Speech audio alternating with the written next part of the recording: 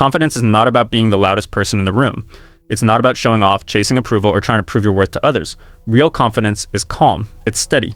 It's the quiet power that makes people stop and notice without you having to demand their attention. And the highest form of confidence is this: when nothing shakes you, nothing provokes you, and nothing controls you. Most people go through life reacting to everything, to criticism, to rejection, to chaos, to the opinions of others. And every reaction takes away a piece of their power. But when you learn to react to nothing, you stop giving away your energy. You become untouchable. You move through the world with a kind of presence that is both rare and dangerous, the kind of confidence that cannot be faked. In this audiobook, we will break down exactly how to build that kind of confidence. You will learn how to silence self-doubt, control your emotions, detach from outcomes, and carry yourself with the authority of someone who needs nothing and fears nothing. Each chapter will give you practical steps and timeless truths that, if applied, will transform not just how you feel about yourself, but how the world responds to you. This is not about pretending. This is about becoming. So take a deep breath, clear your mind, and prepare to step into the strongest version of yourself. Let's begin. Chapter 1. Stop explaining yourself. One of the fastest ways people drain their confidence is by constantly explaining themselves. Think about it. How many times have you found yourself giving long, unnecessary explanations just so people wouldn't judge you? Maybe you were late, and instead of simply saying thank you for waiting, you launched into a 5-minute speech about traffic, your alarm, or how your phone died. Or maybe someone questioned one of your decisions, and you felt the need to justify every detail just to feel understood. Here's the truth. Confident people don't do that. They don't live in apology mode. They don't scramble to prove themselves to everyone. Why? Because they know their worth is not up for debate. When you stop explaining yourself, you instantly project strength. Your words carry more weight. Your presence commands more respect. Now, I'm not saying you should become rude or dismissive. This isn't about arrogance. This is about knowing when to keep it short, clear, and firm. Instead of justifying every move, you learn to stand by your choices. If someone asks why you're doing something, you don't need a full essay. A simple, confident response is enough. Think about how powerful it feels when someone says, "I chose this because it's right for me," and then stops. No over-explaining, no backpedaling, just calm certainty. That's confidence. Every time you explain yourself unnecessarily, you send a silent message. I need your approval to feel okay. But every time you keep it short and let your choice stand on its own, you send a louder message. I don't need your permission. Here's a challenge for you for the next week. Catch yourself in the act. The moment you start piling on excuses or long explanations, stop. Replace them with something simple, firm, and direct. I can't make it. I've decided to go this way. That doesn't work for me. And then be silent. Let the silence carry the weight of your confidence. At first, it will feel uncomfortable. You'll feel the urge to fill the space, to justify, to soften your words. But with practice, you'll discover something life-changing. The less you explain, the stronger you feel. People begin to take you more seriously, and most importantly, you begin to take yourself more seriously. Dangerous confidence begins with a small but powerful shift. Stop explaining. Stop over-justifying. Trust your choices. Stand by your words. Because the moment you no longer feel the need to explain yourself to everyone, you've already taken your first step toward becoming untouchable. Chapter 2. Master your inner voice. If you want to become dangerously confident, you have to start with the voice that speaks the most to you, the one in your own head. That voice is either your greatest weapon or your biggest enemy. It's either building you up or it's tearing you down. And here's the thing most people never realize. The way you speak to yourself in private eventually shows up in how you show up in public. Think about it. If your inner voice is constantly saying, "I'm not good enough. I always mess things up. People are probably judging me." How do you think you'll act when you walk into a room? Nervous, hesitant, small. But if your inner voice says, "I can handle this. I've done harder things before. I'm exactly where I need to be." You walk into the same room, taller, calmer, and sharper. Same person, different voice. And that difference changes everything. Confidence doesn't start with applause, achievements, or attention. It starts in your mind. It starts with the words you allow to echo inside your head. You can't control what everyone says about you, but you can control what you repeat to yourself every day. The mistake people make is waiting for life to validate them before they change that inner voice. They think, once I succeed, I'll feel confident. Once people respect me, I'll talk to myself better. But it works the other way around. You don't wait for proof. You create proof. You start speaking to yourself like someone worthy of respect. And then your actions begin to follow that belief. Here's the secret. Your brain believes repetition. Whatever you repeat to yourself becomes your truth. Say you're weak long enough, and you'll start to shrink into weakness. Say you're capable, strong, and calm long enough, and you'll start to rise to meet those words. The inner voice is like a thermostat. It sets the temperature of your confidence. If it's low, you'll always sink back down, no matter how much outside success you taste. If it's high, you'll rise above challenges because you believe you belong at that level. So, how do you master this inner voice? Start by catching it in the act. Pay attention to the quiet lines you whisper to yourself during the day. When you mess up, do you say, "I'm so stupid"? Or do you say, "That's okay, I'll do better next time"? When you look in the mirror, do you find every flaw? Or do you remind yourself that you're showing up, you're improving, and you're worthy? These small moments shape everything. The goal isn't fake positivity. You don't have to. Tell yourself you're perfect. Dangerous confidence isn't about lying to yourself. It's about speaking with strength, even when things aren't perfect. It's about choosing words that build, not words that destroy. For example, instead of "I can't handle this," you say "This is hard, but I'll figure it out." Instead of "I always fail," you say "Every setback teaches me something that makes me stronger." When you start directing your inner voice, instead of letting it run wild, you'll notice something powerful.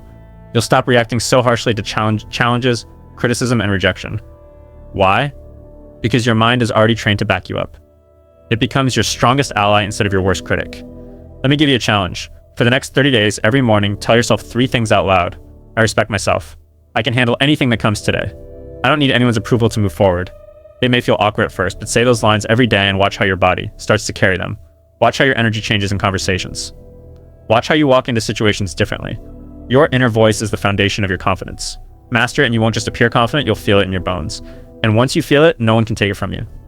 Because here's the truth. Confidence isn't what happens when others believe in you. Confidence is what happens when you believe in yourself first. And that belief begins with the voice inside your head. Chapter 3. Build respect before confidence. Every kind of lasting confidence starts with one simple truth. You cannot feel powerful if you don't respect yourself first. Respect is the foundation. Without it, confidence is nothing more than an act. A mask you wear to convince others while deep down you're still unsure. But when you build real self-respect, confidence stops being an act. It becomes who you are. Think about how you treat people you respect. You listen to them. You value their time. You trust their decisions. Now ask yourself, honestly, do you treat yourself the same way? Or do you cut yourself down with criticism? Ignore your needs and allow people to cross your boundaries because deep down you don't see yourself as worthy. The truth is the way you treat yourself sets the standard for how the world treats you. If you disrespect your own time, others will too. If you speak poorly to yourself, you'll tolerate others speaking the same way. But when you start showing your self-respect, when you hold yourself to a higher standard, people around you sense it. They respond differently. And that is where dangerous confidence begins to take shape. Self-respect doesn't come from big achievements. It comes from the small daily choices that tell your mind, I matter. Keeping promises to yourself, following through when you say you'll do something, not settling for situations that go against your values. Each act of respect you show yourself builds strength inside you. When you wake up early because you said you would, that's respect. When you walk away from a toxic conversation instead of trying to win approval, that's respect. When you set a boundary and hold it, that's respect. Every one of these choices may look small on the outside, but together they create the deep, unshakable feeling that you can trust yourself. And once you trust yourself, confidence flows naturally. Here's the key. Respect yourself first, and the world has no choice but to adjust. You no longer beg for recognition. You no longer explain or prove your worth. You know it. And because you know it, others see it. So if you want to build confidence that lasts, don't start with fake pep talks. Start with respect. Start with the way you talk to yourself, the way you carry yourself, and the way you hold yourself to a higher standard. Confidence without respect is empty.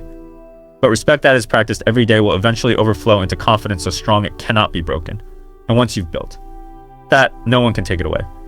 Chapter 4, kill the need for approval.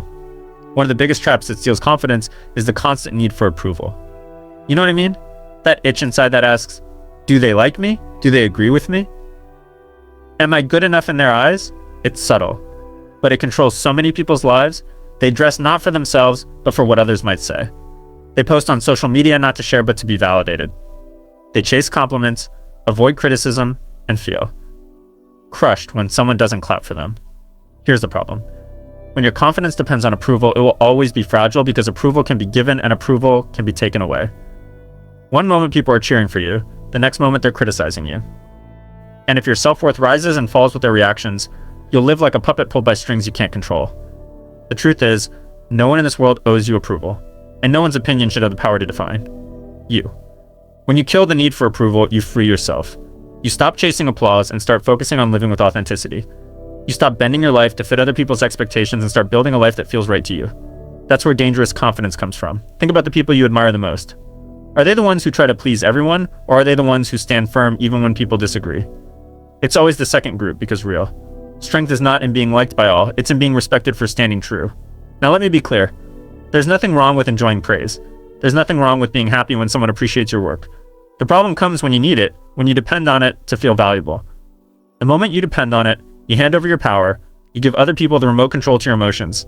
And let me tell you, people change channels fast. So how do you kill this need? Start small. Practice saying no without explaining. Practice making decisions based on what you know is right for you, even if others won't understand. Remind yourself daily, their approval is optional. My self-respect is not. You'll notice something powerful when you stop chasing approval. At first, some people won't like it. They might call you arrogant, selfish, or stubborn. But stay steady. Because in time, those same people will begin to respect you more than they ever did when you were bending. For their acceptance. Why? Because people may enjoy it when you seek their approval, but they admire it when you don't need it.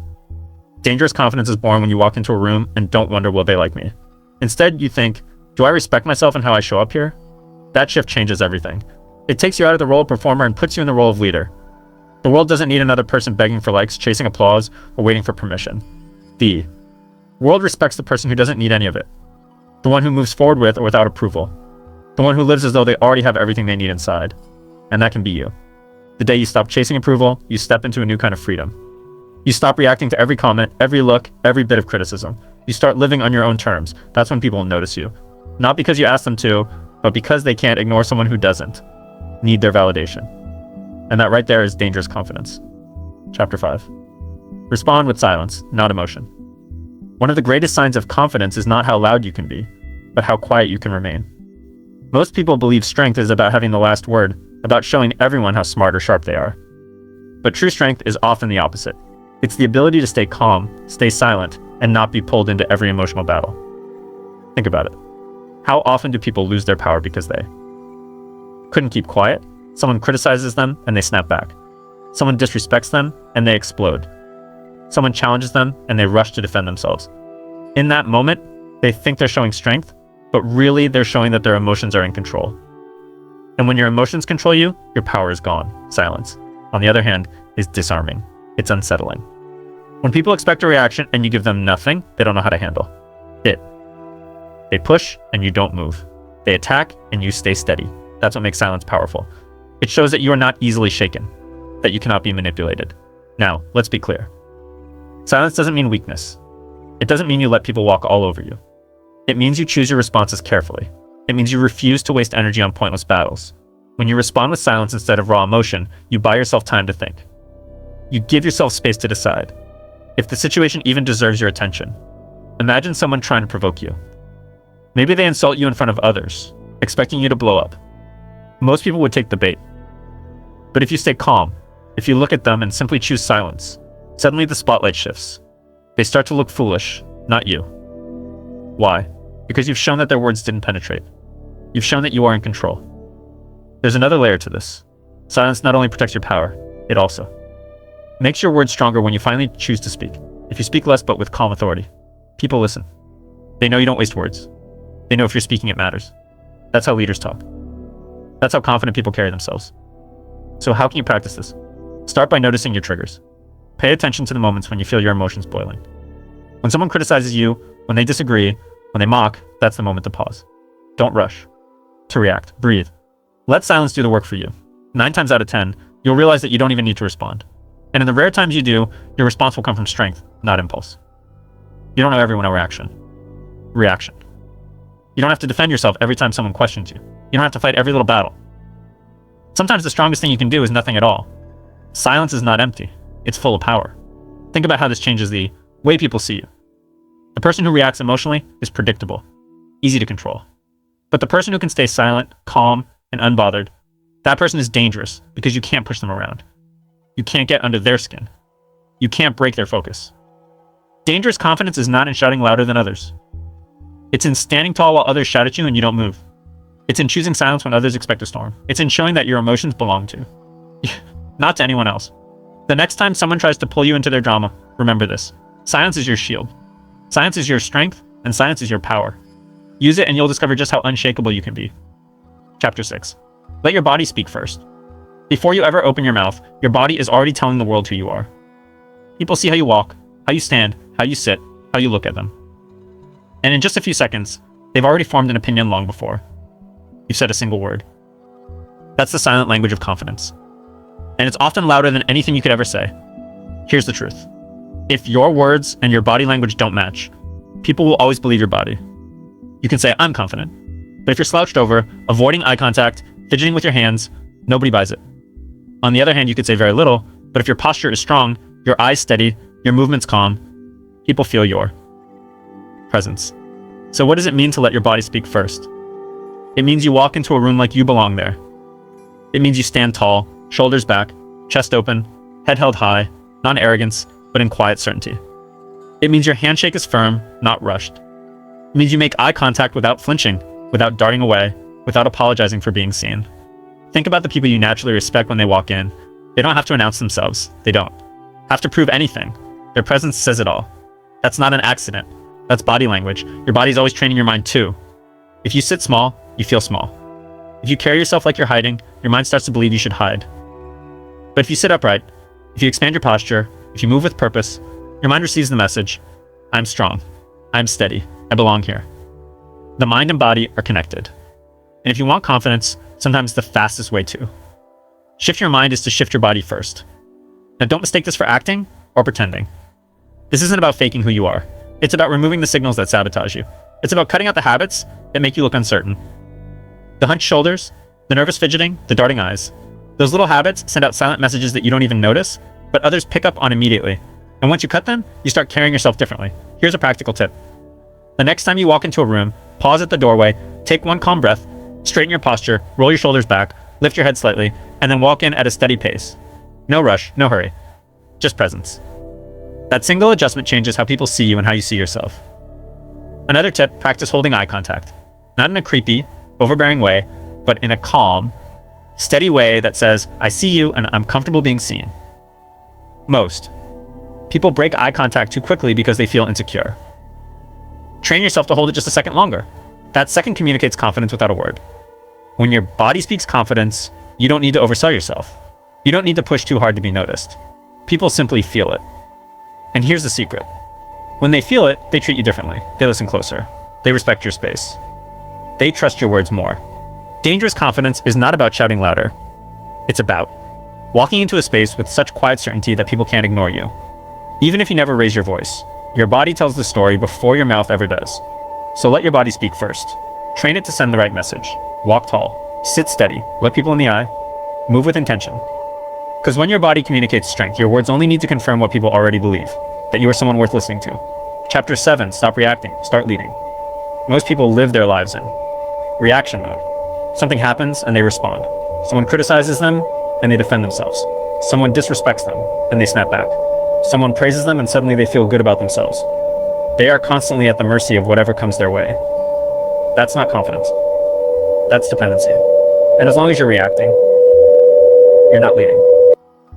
Think about it. The person who reacts is always one step behind. They're letting the world dictate their mood, their energy, their choices. But the person who leads, they set the tone. They decide the direction. They don't wait to see what happens before they act. They create what happens. That's the difference between living as a follower of circumstance and living as the leader of your own life. Here's the hard truth. When you react to everything, people learn how to control you. They push your buttons and you respond right on cue. They know what words will make you angry, what actions will make you defensive, what silence will make you insecure. But when you stop reacting, when you stay calm and steady, suddenly those same people lose their grip. They can't manipulate you anymore. That's where confidence begins to look dangerous, because you become untouchable. Leading doesn't always mean leading others. It starts with leading yourself. It means choosing your actions instead of letting them be chosen for you. It means setting the pace instead of trying to keep up with someone else's. It means asking yourself, what do I want to create here? Instead of how should I respond to what just happened, let's make this practical. Imagine you're in a meeting and someone challenges your idea. The reactive person defends themselves right away, sometimes even with anger. The leader pauses, listens, and calmly responds with clarity, or sometimes chooses not to respond at all, but to redirect the conversation back to the bigger picture. That single choice shifts the whole energy of the room. Or think about relationships. When you're reacting, you're constantly adjusting to someone else's moods. If they're upset, you're upset. If they're happy, you're happy. But when you lead, you set the emotional tone. You stay steady regardless of their swings. And often they follow your calm instead of you following their chaos. Leadership is not about controlling others. It's about controlling yourself so completely that you influence everything around you. People naturally follow those who are steady, who are clear, who are not tossed around by every little wave. And you don't need a title, a position, or a spotlight to be that person. You just need discipline over yourself. So how do you shift from reacting to leading? Start by slowing down. Don't give your emotions the driver's seat. Pause before you respond. Ask yourself, what outcome do I want here? And how can I create it? That 1 second of thought can completely change your direction. Next, set intentions before situations even happen. If you're about to walk into a stressful environment, decide in advance, I will remain calm. I will speak clearly. I will not let anyone push me off balance. When you enter with that mindset, you lead the situation instead of reacting to it. And finally, remember this. Leading isn't about proving yourself. It's about owning yourself. You don't have to win every argument. You don't have to control every detail. You just have to control you.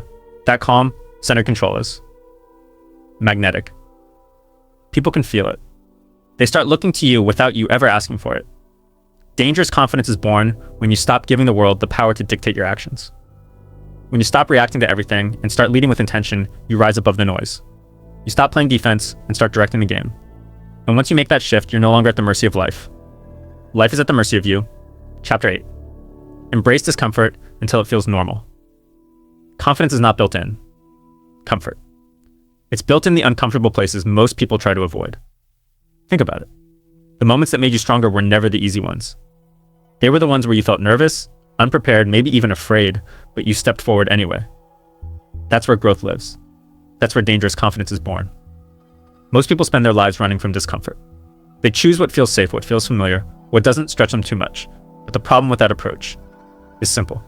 If you always choose comfort, you never expand. You stay the same. You play small. And deep down, you know it. That's why so many people secretly feel insecure, because their lives have no proof of their own strength. Confidence is not about telling yourself you're strong. It's about putting yourself in situations that show you that you are.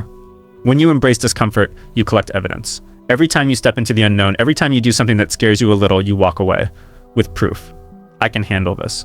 And the more proof you gather, the more unshakable you become. Here's the secret. Discomfort doesn't go away. You never reach a point where life stops testing you. But you can train yourself to get comfortable being uncomfortable. That's the shift. Instead of seeing discomfort as danger, you start seeing it as training. Instead of running from it, you lean into it. And soon what used to terrify you feels normal. Think about the first time you tried something new. Maybe speaking in front of a group, starting a project, or walking into a room full of strangers. You probably felt nervous, maybe even shaky. But if you kept doing it, the fear faded. It became easier. Why? Because repetition rewires your brain. What once felt impossible becomes routine. That's the power of embracing discomfort. So, how do you start? Begin small. Push yourself into situations that stretch you just beyond your comfort zone. Speak up in a meeting when you'd normally stay quiet. Strike up a conversation when you'd normally avoid it. Take on a challenge you'd usually decline. Every little push builds your capacity, then go bigger. Take on goals that scare you, not because you might fail, but because they'll force you to grow. The gym teaches this principle well. If you only lift what's easy, you never build muscle. The growth happens when you pick up something heavy, when your body shakes, when you feel the strain. Life works the same way. Your mental and emotional muscles only grow under resistance. And here's what's beautiful. The more you embrace discomfort, the more resilient you become. You stop being afraid of failure because you faced it before. You stop avoiding challenges because you've proven you can rise through them. You stop doubting yourself because you have evidence that you can survive what others can't. That's the root of confidence. Not words, but lived experience.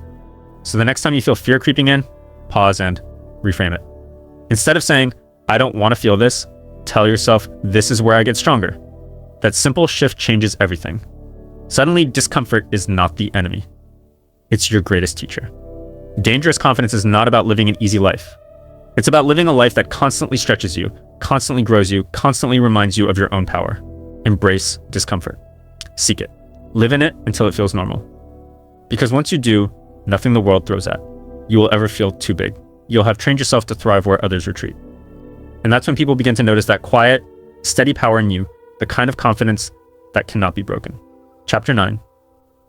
Speak less, command more.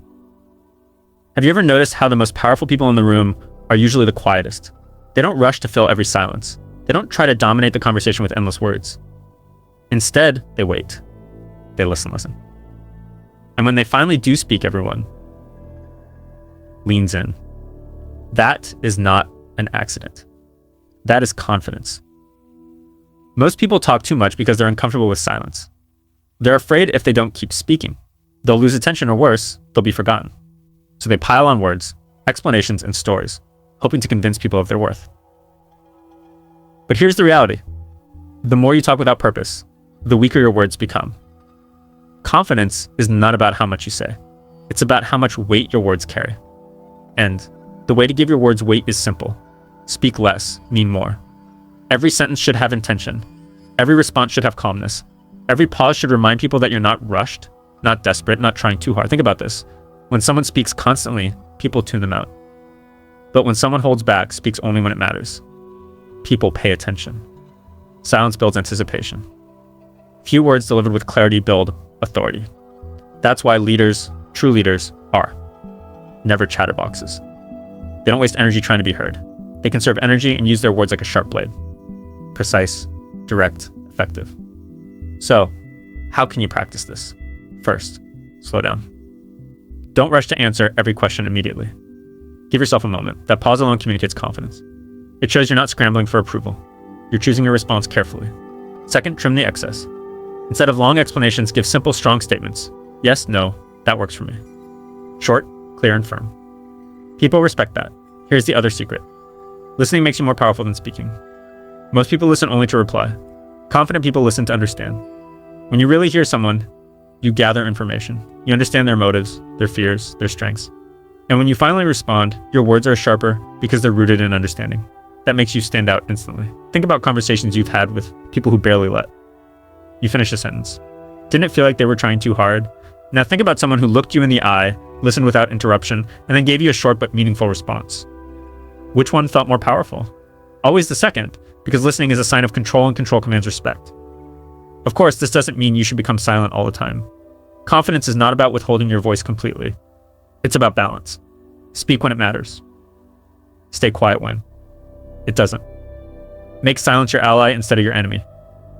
There's another layer here. When you speak less, you give others space to reveal themselves. People often expose their insecurities, their weaknesses, their intentions when you just let them keep talking. Meanwhile, you stay calm, observant, and in control. That's an advantage most people miss because they're too busy trying to be heard. So here's your challenge. Over the next few days, practice cutting your words in half.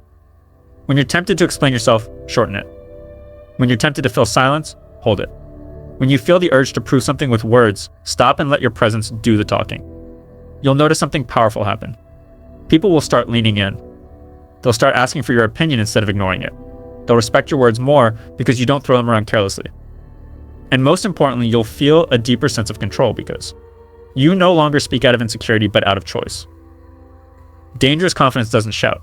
It doesn't ramble. It doesn't beg to be heard. It speaks less but commands more.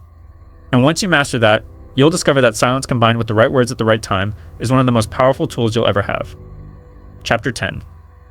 Turn rejection into power. Rejection. Just the word makes most people uncomfortable. Nobody likes hearing no. Nobody enjoys being turned down, overlooked, or pushed aside. But here's the truth. Rejection is one of the most powerful tools for building confidence if you learn how to use it. The difference between people who crumble under rejection and people who rise from it is simple perspective. Most people take rejection personally. They hear no and think it means I'm not good enough, I'll never make it, I should give up. They attach rejection to their identity instead of seeing it for what it really is. Feedback, a redirection, a test, A. Moment designed to make them stronger, not smaller. Think about this. Some of the most successful, confident people in history faced rejection over and over again. Authors had their books turned down by dozens of publishers before becoming bestsellers. Entrepreneurs had their ideas laughed at before creating billion-dollar companies. Athletes were cut from teams before becoming legends. The rejection didn't destroy them. It built them. It toughened their skin. It forced them to sharpen their skills. It fueled their drive. That's what you have to train yourself to see. Rejection is not the end of your path. It's the sharpening stone for your confidence. Every no you face is an opportunity to grow more resilient, more determined, more dangerous in your certainty. Here's the shift you need to make. Stop asking why me and start asking what can I take from this? Did rejection reveal weakness you need to work on? Did it push you to try a different approach? Did it expose people or places that were never truly for you in the first place? Every rejection carries a lesson if you're willing to listen. And let's be honest, rejection stings because it pokes at our pride. It makes us feel exposed. But that sting is exactly what makes it powerful. It wakes you up. It pushes you to toughen up. You can't build real confidence in a world where everyone always says yes to you. That would only give you fragile confidence, the kind that shatters the first time life tells you no. Dangerous confidence, the kind we're talking about here, comes from being rejected and still standing tall. So how do you turn rejection into power?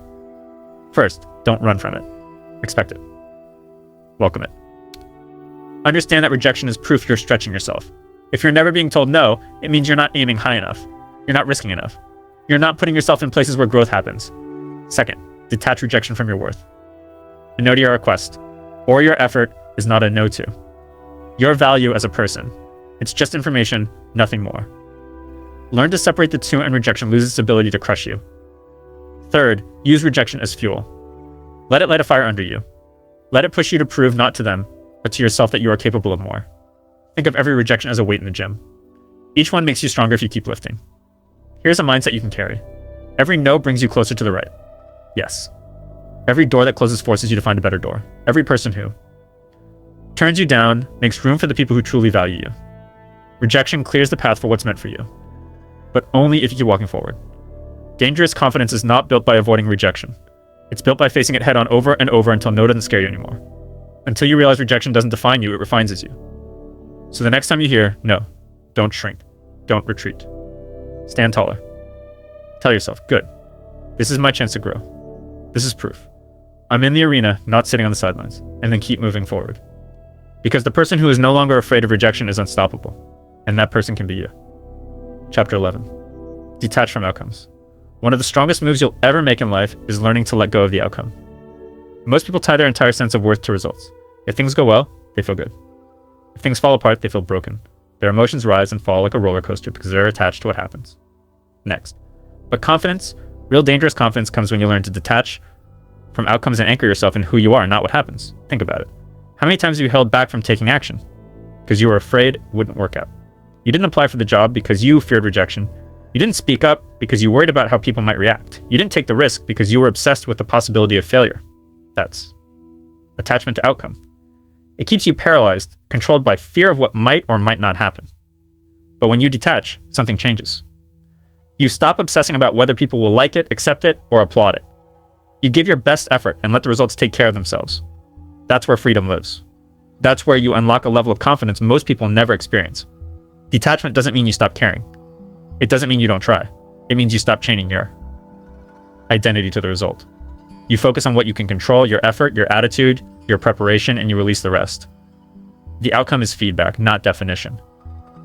Think of the athlete who trains for months but knows they can't control the referee, the weather, or the opponent's performance. All they can control is how prepared they are, how much effort they bring, and how focused they stay. That's detachment. They give everything, but their self-worth isn't destroyed. If the scoreboard doesn't go their way, they live to fight again. When you detach from outcomes, you also become harder to manipulate. People can't dangle rewards in front of you to control your actions. They can't threaten you with loss to make you desperate. You are free because you've already decided. Your value isn't tied to winning or losing, gaining or losing, being praised or being rejected. Here's the powerful truth. The more you cling, the weaker you feel. The more you need something to happen a certain way, the more anxious and insecure you become. But the moment you let go, the moment you say, whatever happens, I'll be fine, you gain strength. You act with more calm, more focus, more certainty. And ironically, that's usually when you perform your best because you're no longer strangled by fear of the result. So, how do you practice this? Start by shifting your language. Instead of saying I have to win, say I'll give my best and whatever happens I'll learn. Instead of saying I need them to like me, say I'll show up as myself and the right people will respect that. Small shifts in language remind your mind that your value is not tied to the outcome. Next, focus on process over result. Build habits, routines, and standards that you control. If you want confidence in your work, don't obsess about the final product alone. Focus on doing the work consistently. If you want confidence in relationships, don't obsess over how others respond. Focus on showing up with authenticity and honesty. When you build your confidence on process, outcomes become secondary. And finally, remind yourself of this. You've survived every bad outcome in your life so far. Every failure, every disappointment, every rejection, you're still here, stronger, wiser, sharper. That's proof you don't need perfect results to be okay. You just need resilience. Dangerous confidence doesn't come from controlling outcomes. It comes from controlling yourself and trusting that whatever the result, you'll adapt, you'll grow, and you'll keep moving forward. So stop gripping so tightly. Give your best, stay true to yourself, and then let the outcome go. Because the moment you detach from results, you step into a new kind of freedom, the kind of confidence that nothing and no one can shake. Chapter 12. Set boundaries without apology. Confidence is not only about how you carry yourself in public. It's also about how you protect yourself in private. One of the clearest signs of true confidence is the ability to set boundaries and hold them without apology, without guilt, and without flinching. Boundaries are not walls. They are lines that protect your time, your energy, and your self-respect. And if you don't set them, the world will gladly run right over you. Here's the reality. People will always take as much as you allow. If you give unlimited time, they'll take it. If you let them interrupt you, they'll keep doing it. If you never say no, they'll expect yes. Forever. That's not because people are always cruel. It's because human nature pushes against limits. And if you don't have limits, you'll always feel drained, resentful, and powerless. Confidence means you know your value. And when you know your value, you protect it. You don't throw your time away on things that don't matter. You don't allow toxic people to drain you. You don't keep saying yes when you know inside your answer should be no. Saying no doesn't make you selfish. It makes you strong. It proves that you respect yourself enough to protect your peace. Think about how many times you've said yes just to avoid conflict. Maybe you agreed to plans you didn't want, took on work you couldn't handle, or allowed someone to speak to you in a way that made you feel small. Each time you did, a little piece of your confidence weakened. Not because of what they did, but because of what you allowed. Confidence grows when you decide. This is where I draw the line. And here's the key. You don't need to justify your boundaries. Too often people over-explain. They say, I'm sorry. I can't, because followed by a long list of reasons, but the truth is no is a complete sentence that doesn't work for me. I'm not available. I've decided not to do that. Short, calm, and unapologetic. That's strength. That's clarity. At first, setting boundaries feels uncomfortable. You'll feel guilty. You'll worry people will think you're cold or unkind. But over time, you'll realize something important. People actually respect you more when you have boundaries. They may not always like it in the moment, but they learn to take you seriously. They see that you are not easily manipulated, not desperate for approval, not willing to sell your peace for temporary comfort. And here's the bonus. The right people, the ones who genuinely care about you, will respect your boundaries. They'll honor them. They'll even admire them. It's the wrong. People, the ones who want to take advantage, who will be upset. So when someone gets angry at your boundary, take it as confirmation that the boundary was necessary. Setting boundaries is not about pushing people away. It's about protecting your space so you can give your best to the things that truly matter. You can't pour into your goals, your dreams, or your relationships if you're constantly drained from saying yes to everything else. Boundaries are not selfish, they're essential. So, how do you start? Begin with one simple area of your life where you feel resentment. That resentment is a signal that a boundary is missing. Maybe it's a coworker who keeps dumping extra work on you. Maybe it's a friend who takes more than they give. Maybe it's your own habit of overcommitting. Wherever you feel that tension, that's where a boundary is needed. Decide your line. Then enforce it calmly. Confidence is not about pleasing everyone. It's about living with integrity to yourself. And integrity means protecting what matters even when others don't understand. Dangerous confidence is when you can say no without shaking. When you can hold your ground without guilt. When you can protect your energy like it's the most valuable resource you own, because it is. So set your boundaries, hold them firm, and never apologize for respecting yourself. Because once you master that, you'll discover that real confidence doesn't just come from what you say yes to. It comes from the power of what you refuse to accept. Chapter 13. Stand calm in chaos. Confidence isn't truly tested when things are going well. Anyone can look composed when life is smooth. When the plan is working and when nothing unexpected shows up. But the real measure of confidence is how you carry yourself. When chaos strikes. When the room gets loud, when people panic, when everything seems uncertain. That's when true confidence either collapses or shines. Most people fall apart in chaos. They rush. They panic. They overreact. Their emotions take control and they make poor decisions because they're desperate to fix everything at once. But the ones who stand out, the ones who earn respect without even trying, are those who stay calm. They slow down when everyone else speeds up. They breathe when everyone else holds their breath. They keep their voice steady when everyone else is shouting. That calmness is rare, and that's what makes it powerful. Think about how you feel around someone who stays composed in stressful situations. You feel safer. You feel like things will be okay. Even if they aren't yet, their calm transfers to you. That's the power of presence. And the good news is you can train yourself to become that person. It starts with recognizing that chaos itself doesn't break people. Their reaction to chaos does. The event might be messy. The challenge might be tough. But it's your response that decides whether you crumble or rise. If you allow yourself to get swept up in the storm, you lose control. But if you anchor yourself in calm, you take control back. So, how do you do it? Begin with your breathing. When chaos hits, your body's natural instinct is to tense up, breathe shallow, and prepare for fight or flight. That's when you must take control of your breath. Slow, steady breathing tells your body, I am not in danger. I am in control. That one small act creates space between the chaos and your reaction. Next, manage your pace.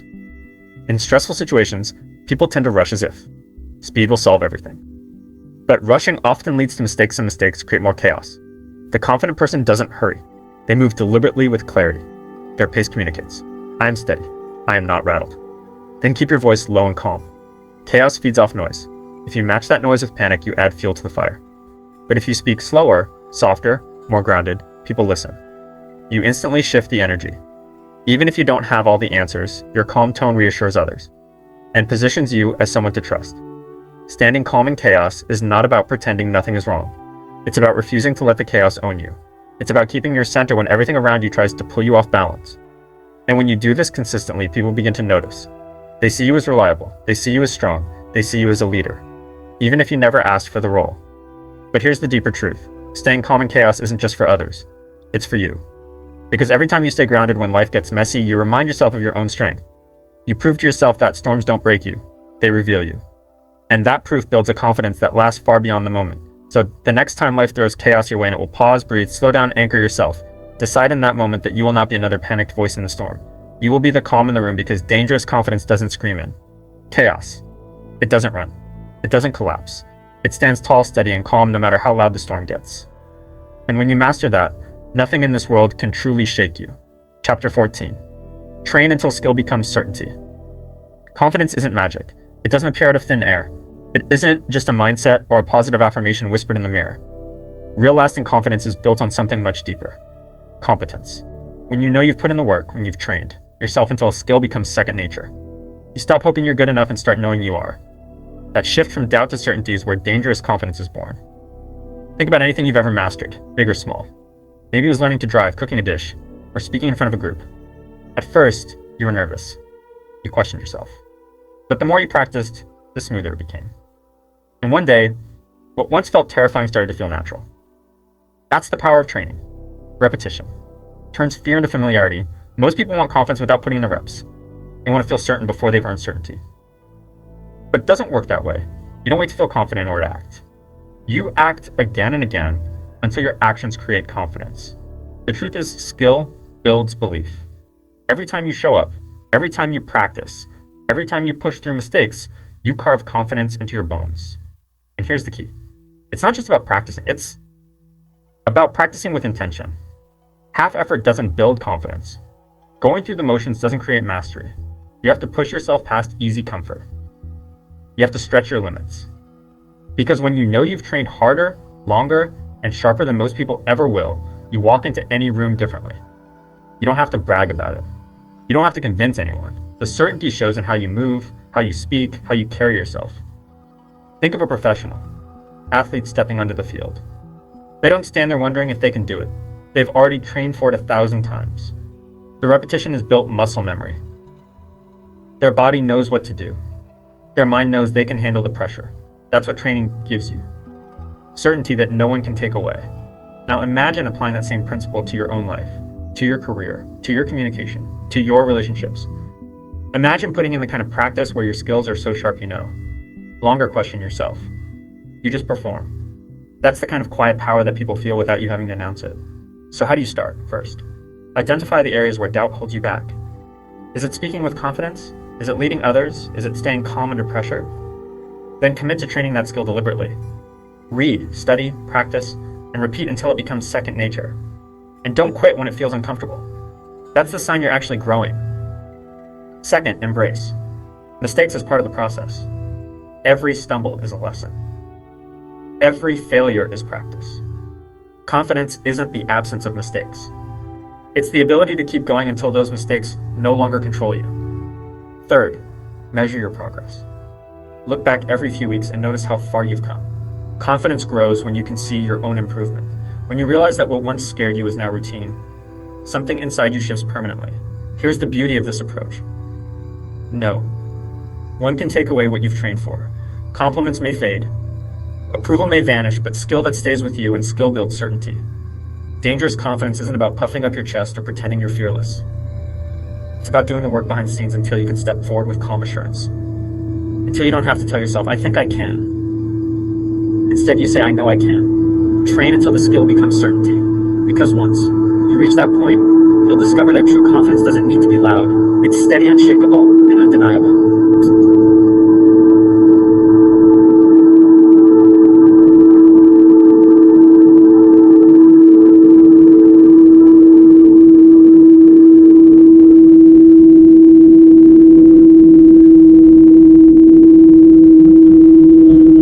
Chapter 15, The Wise to 15. Global SMP is Napi Nothing Ko Pichilen.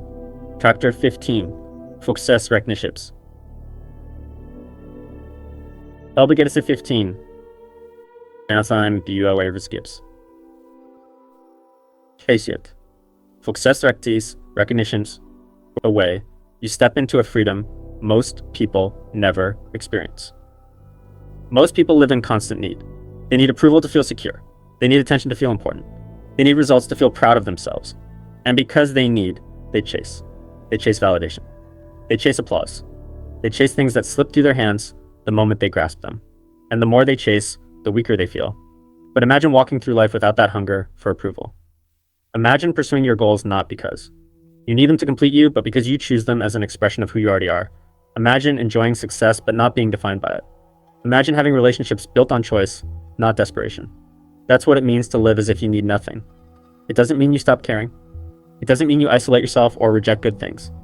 It means you build yourself up so strongly on the inside that you don't crumble if those things disappear. You carry your own validation, your own peace, your own power. That's what makes you dangerous, because no one can use need against you. Think about it. When someone desperately needs approval, they can be manipulated. When someone desperately needs money, they can be bought. When someone desperately needs love, they will settle for less than they deserve. Need is weakness. But when you move as if you already have everything you need within yourself, you cannot be controlled. You cannot be bribed. You cannot be broken. This is the mindset of the strongest leaders, the most unshakable people. They enjoy success, but they're not enslaved by it. They enjoy relationships, but they're not defined by them. They enjoy progress, but they don't collapse if they face setbacks. Their identity isn't tied to outcomes, approval, or possessions. Their confidence flows from within, not from outside. So how do you start living as if you need nothing? Begin by shifting your focus inward. Instead of asking, what can people give me? Ask, what can I give myself? Respect, discipline, purpose. These are things no one can hand you, but you can build them daily. The more you provide for yourself, the less you crave from others. Next, practice gratitude. When you're grateful for what you already have, you stop obsessing over what you lack. Gratitude kills desperation. It reminds you that you're already rich in ways that matter, in lessons and growth and resilience. And finally, remind yourself that everything external is temporary. Money can be lost. Applause fades. People come and go, but who you are, what you stand for, and how you carry yourself, that's permanent. Build your foundation on that, and you'll never fear loss. Living as if you need nothing doesn't make you cold. In fact, it makes you more magnetic. People are drawn to those who don't beg for attention, who don't cling, who don't try too hard. Why? Because neediness repels, but strength attracts. The person who doesn't need anything carries an aura of abundance, and abundance is irresistible. This is the final stage of confidence. When you no longer chase approval, when you no longer fear rejection, when you no longer need validation, you are free. You act out of choice, not out of desperation. You give because you want to, not because you're hoping to get something back. You love because it's real, not because you're empty. Live as if you need nothing, because when you do, you will walk with a calmness that others envy, a certainty that others respect, and a power that nothing in this world can take away.